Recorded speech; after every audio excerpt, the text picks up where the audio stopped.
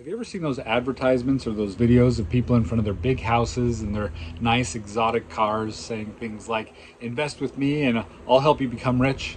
I didn't have all this at first. I started with nothing, less than nothing. In just a few years, I made a fortune. I have everything I ever wanted. You can do the same thing too. And then later on, they just turn out to be scam artists? Well, how do you know if you want to grow your wealth? How do you know if you are going to be placing it with somebody who legitimately is going to help you grow your money, or if it's somebody who's just a scam artist?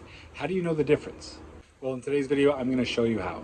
So today I'm wearing my Costa Rica outfit. I have the Yo Soy Tico hat, which means I am Costa Rican, and I have my awesome Costa Rican jersey.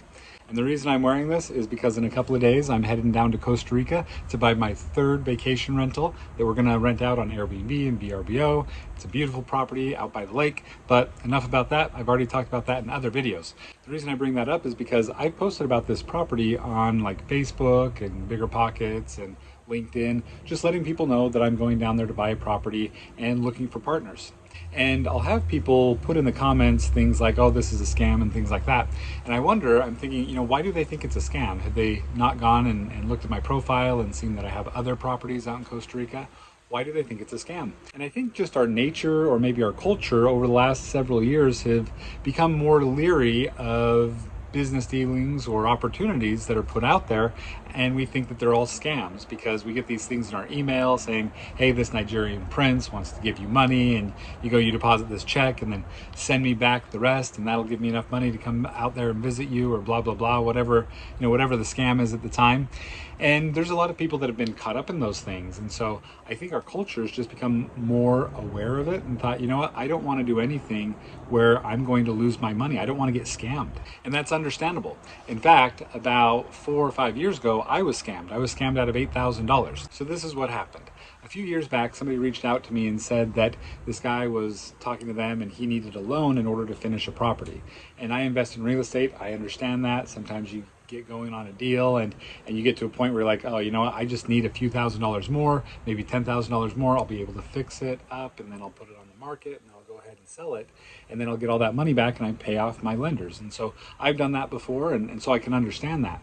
So the guy gave me a call, and I thought, okay, well, tell me about the situation. Well, there's this deal and I just need a little bit more money to finish it up, and then we'll be good. And I thought, okay, well, I'll do it kind of how lenders do it. I'll make sure that I put a deed of trust on the property, and then I'll lend him the $8,000. And he said that he really only needed it for about a month, and that he would return about $2,000 of kind of a fee for me lending him the money. And so I thought, well, that's great. Put in 8, a month later I get back 10. I thought that was a great return. I thought, sure, it's worth looking at. So I wrote up the promissory note, and I had my assistant go down there, and he signed the promissory note in front of her, and she's a notary, and so she got it notarized, and I sent him the $8,000.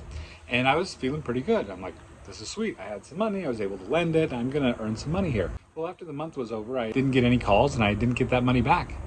And I thought, uh-oh, what happened?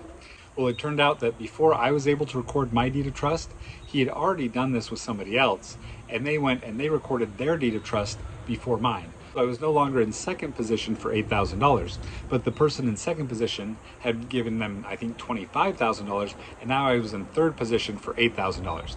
Well, needless to say, he didn't do anything with the property. The first person foreclosed on him, and then it wipes out the other liens, and I lost my $8,000. Now, can I go after him and try to get my $8,000 and try to sue him?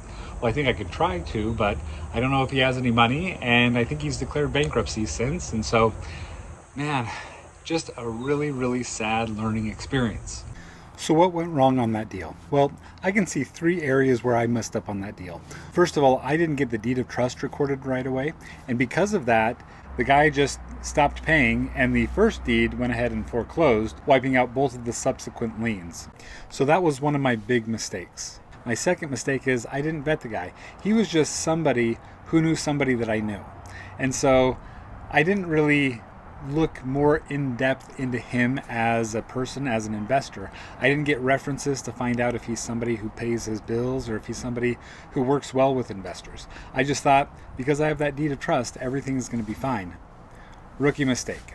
You have to vet the investor that you're investing with. Because if you don't, It may be somebody that just goes and gets a bunch of liens and then just walks away like this guy did.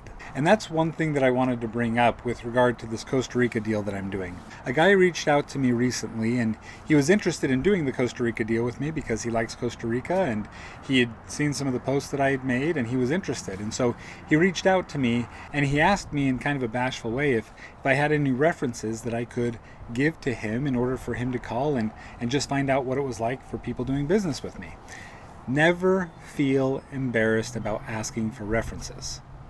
If you ask for a reference from somebody and they don't want to give it to you, then that is a big red flag. And when you ask for references, go ahead and ask for references of people that have done business with you recently and people that have done business with you 5 years or more in the past. So again, never feel bad about asking for references. It's super, super important. And then the third mistake that I made is I didn't vet the deal. I didn't even ask more information about the property. He gave me an address, I put it on the deed of trust, and again, I put a lot of weight on that deed of trust solving all my problems. No, don't do that, don't do that. Make sure that if you leverage something, that there's something to leverage. I should have found out how much equity the deal had in it. If he was leveraged fully, or if there was still room over and above my loan. What is the repairs like? How much repairs has he done? But I didn't do that. I just thought because the deed had my name on it that I'd be covered. Again, bad mistake. So if you are going to do a deal with somebody, either as a partner or if you're going to be a lender on a deal, just make sure that the money that you have put into the deal is covered by something. You want it tied to some sort of asset so it limits somebody from just taking off with your money. Whether it's tied to a specific property that you're invested in, or whether it's tied to somebody's business, or if it's tied to another asset that they have, just make sure that the money that you put in a deal is tied to something. So hopefully this video was helpful for you in knowing how to lend or invest with somebody. And if it was, go ahead and like the video and subscribe to the channel. I'd really appreciate it. And I hope that you have a great day investing in real estate.